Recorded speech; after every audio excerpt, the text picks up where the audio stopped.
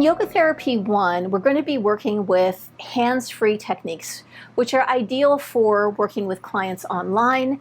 Maybe you're a counselor, a coach, a therapist who cannot put hands on. This would be ideal for you.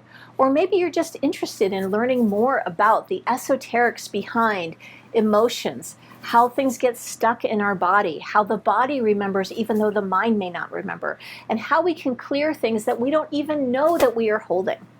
So some of what we'll be going over is how incomplete experiences don't just get held in the mind, but get lodged in the body.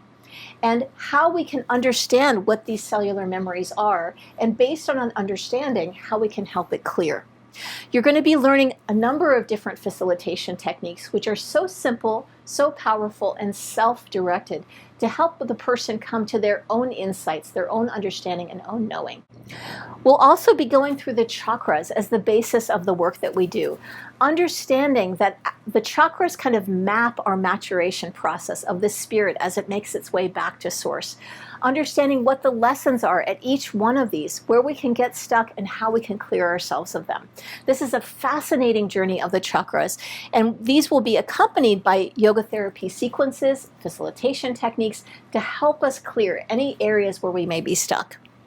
You'll be learning how to conduct a body scan for yourself, for others, and understanding the body-mind connections from the yogic point of view and also from the Western body-mind connection point of view. You'll be learning how to conduct a yoga therapy class or one-on-one session using props, using the wall, using bolsters so that you don't need to be using your own body weight or strength in order to guide somebody through an experience.